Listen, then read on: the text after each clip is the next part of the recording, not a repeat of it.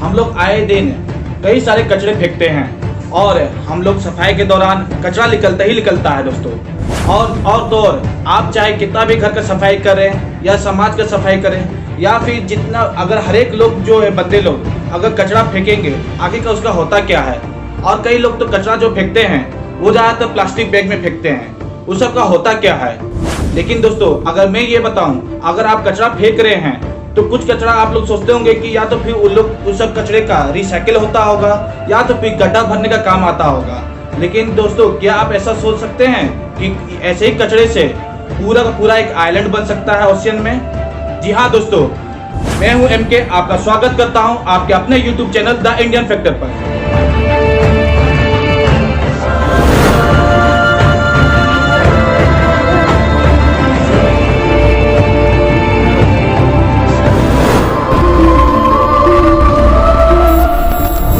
करने वाले हैं दुनिया का वह आइलैंड जो नेचुरल से नहीं बना है, वह आइलैंड जो बना है एक कचरे से, प्लास्टिक के कचरे से, जो दुनिया भर के जो कचरा आता है उससे।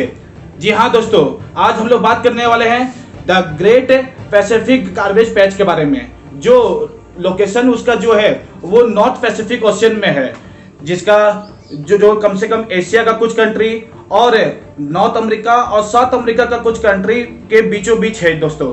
ये जो ग्रेट पैसिफिक गार्बेज पैच जो है वो जो है दो भागों में बटा हुआ है, एक ईस्टर्न पैसिफिक गार्बेज पैच और एक वेस्टर्न पैसिफिक गार्बेज पैच।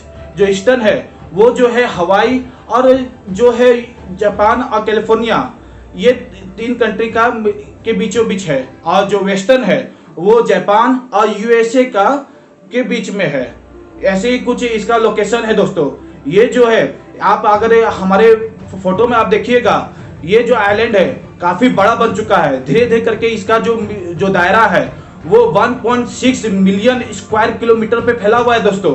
जी हाँ दोस्तों, 1.6 मिलियन स्क्वायर किलोमीटर, जो काफी बड़ा एक है। और ये आइलैंड इतना बड़ा हो चुका है कि इधर लोगों के अंदर बहुत सारे जो साइंटिस्ट है इस सब को लेकर के काफी ज्यादा डर रहे हैं और चिंता में हैं। आखिरकार इतना सारा कचरा का आखिरकार करे तो करे क्या, और इसको ना ही रिसाइकल यूज किया जा सकता है, ना ही इसको डिस्ट्रॉय किया जा सकता है। जैसा कि आप लोग जानते हैं जो प्लास्टिक है वो बहुत उसका हाफ जो डिके लाइफ जो होता है वो बहुत ज्यादा होता है, जिसके वजह से वो जल्दी डिस्ट्रॉय नहीं होता है। अगर आप उसको डिस्ट्रॉय कीजिएगा तो वो एयर पोल्यूशन हो जाएगा, अगर जला दीजिएगा तो एयर पोल्यूशन होगा, अगर जमीन पर रखा रहेगा तो लैंड पोल्यूशन होगा, और वाटर में जाएगा तो वाटर पोल्यूशन होगा। इसका कोई यूज नहीं है दोस्तों। एक सोर्स के अनुसार ये पता चला है दोस्तों, सिर्फ ना इतना सारे कचरों का सिर्फ और सिर्फ 9% ही जो है होता है वो रिसाइकिल हो पाता है, और 12% को या तो फिर जला दिया जाता है या तो फिर अपने आप कहीं से भी वो जल जाता है आग लगने से, या फिर हम इंसान ही कई बार कचरे को जला देते हैं, तो वो 12% है दोस्तों। लेकिन जो बचा जो 79% वो कचरा आखिरकार जाता कहाँ है। अब आप सोचिएगा, हम लोग कचरा तो अपना घर के पास या नाला में या नदी में ऐसा तरीके से फेंकते हैं, तो ये कचरा समुद्र में पहुंचा कैसे। लेकिन दोस्तों असल बात होता ये है, नाला जो होता है वो छोटी मोटी नाला जो है बड़ी नाला से मिलता है, और बड़ी नाला जो है नदियों से मिलता है, और नदी जो है वो जाता है समुद्र में। और ऐसे ही दोस्तों सारा का सारा कचरा जो है वो जो प्लास्टिक का जो गार्बेज है वो सारा का सारा समुद्र में जाके मिल जाता है। जी हाँ दोस्तों, एक जो ओशियन क्लीनअप प्रोजेक्ट जो है उसके अकॉर्डिंग जाए तो ये कचरा जो है उसको साफ करने में ही कई पैसे लग जाएंगे। और दोस्तों यही संस्था का जो है यही प्रोजेक्ट के अनुसार ये भी पता चला है दोस्तों, ये जो कचरा जो है ये सबसे ज्यादा जो फैलाने वाला जो है फैलता है वो है चाइना दोस्तों। यहाँ भी नहीं छोड़ा जगह, चाइना हर जगह बदनाम है, चाहे वो आपका कोरोना वायरस हो, चाहे वो अतरंगी खाना से लेकर के हो गया या कुछ भी हो गया। चाइना कहीं भी कोई फील्ड में भी कुछ भी छोड़ा नहीं है। एक लौता वही देश है जो दोस्तों उसका जो रिवर है चैंगजियांग जो रिवर है जिसका ऑफिशियल जो वहाँ का लोकल नेम जो है यांगजी रिवर जो है, वो अकेले 14,70,000 टन कचरा जो है वो समुद्र में फेंकता है। उसका जो नदी जो है ये 14,70,000 टन जो है नदी में फेंकता कचरा। इतने नहीं दोस्तों, जो इंडस रिवर है हमारा इंडिया का, वो जो है 1,64,000 टन, और गंगा नदी से जिसको स्वच्छ भारत का हम लोग ये मानते हैं, जिसको सफाई करने के मामले में हर साल बजट आता है दोस्तों। गंगा नदी भी इसमें कम पीछे नहीं है। वो खुद 72,000 टन प्लास्टिक जो है और कचरा जो है जो हर साल जो है समुद्र में फेंक देता है दोस्तों। आप खुद अंदाजा लगा सकते हैं दोस्तों। ये रिसर्च कोई पुराना रिसर्च नहीं है, ये 2019 का जो रिसर्च है वही रिवील हो रहा है। इतने ही नहीं दोस्तों, बहुत सारा जो कचरा जो है चाइनीज कार्गो शिप के द्वारा भी डंप होता है। जी हाँ दोस्तों, चाइना जो है वो अपना इंडस्ट्री में जो वेस्टेज प्लास्टिक मटेरियल है और वेस्टेज जो गार्बेज है उसको समुद्र में अपना ये शिप के थ्रू फेंक देता है दोस्तों। इतने ही नहीं दोस्तों, अगर आप ये प्लास्टिक का इतिहास जाइएगा 1950 से लेकर के 1970 तक जो प्रोडक्शन था उसका बहुत कम ये था लिमिटेशन।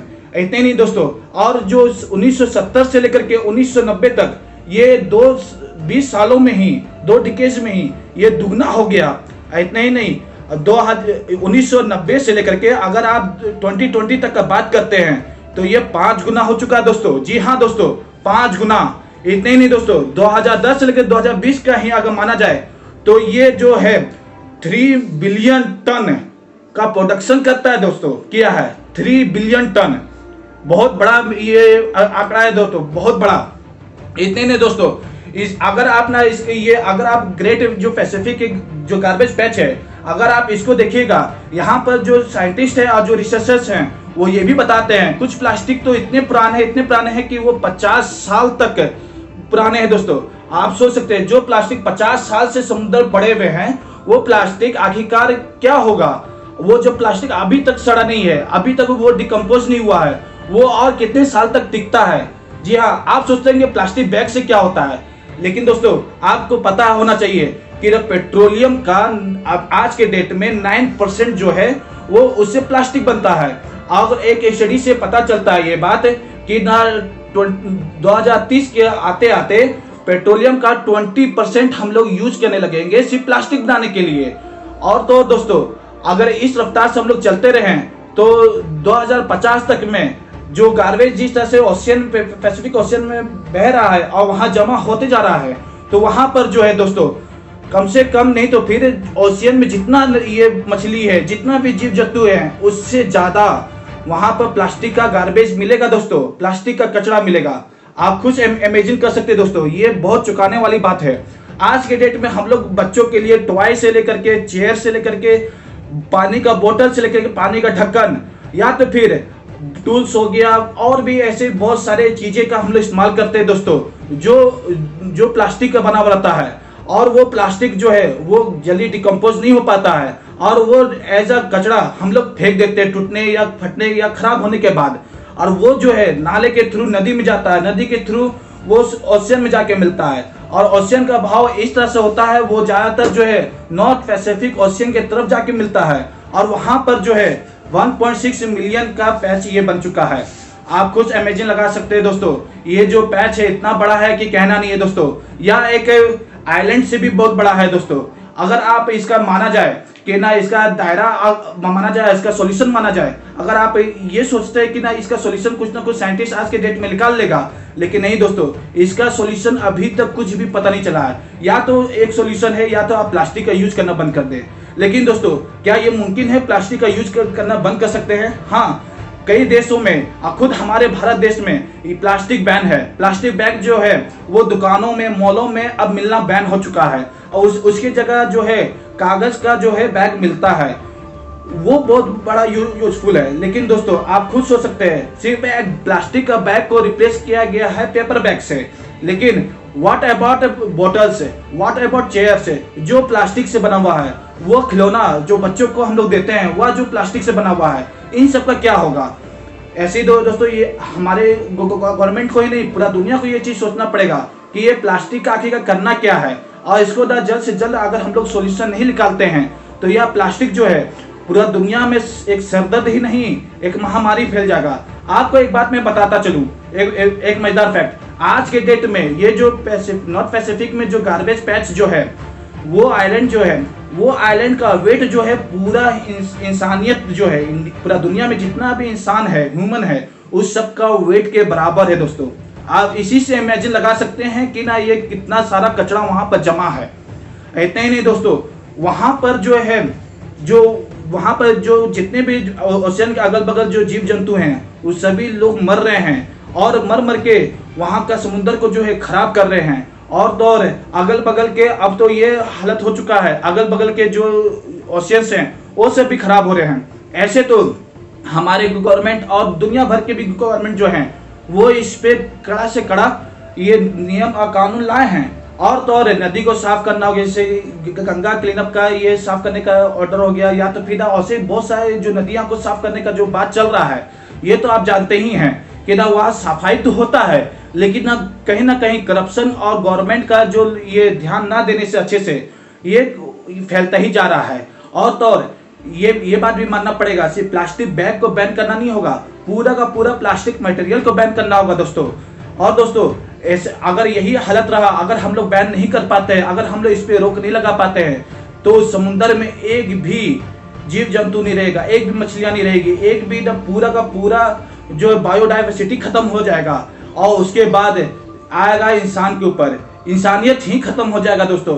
ऐसे ही चलते रहा तो दोस्तों आप न प्लास्टिक बैग का इस्तेमाल ना करें और ज़्यादा से ज़्यादा कोशिश यही करें कि ना पेपर बैग का, और तो और ये जो प्लास्टिक टॉय, प्लास्टिक जो ये है बोतल है, इस तरह का भी इस्तेमाल कम से कम करने का कोशिश करें। और हो सके तो इस सब का ये रिसाइकल के लिए यूज किया करें, ऐसा डिस्ट्रॉय करें जिससे इसका रिसाइकल यूज हो सके। ऐसा भी नहीं कर दे कि ना ये कचरा नाला में या फिर नदी में ना फेंकें। अगर ये वीडियो अच्छा लगा हो दोस्तों, इसको लाइक करें, शेयर करें और सब्सक्राइब करना ना भूलें। और दोस्तों अगर नए यूजर्स हैं तो नोटिफिकेशन जरूर से जरूर दबा दें ताकि ऐसे मजेदार वीडियोस आपको मिलते रहे।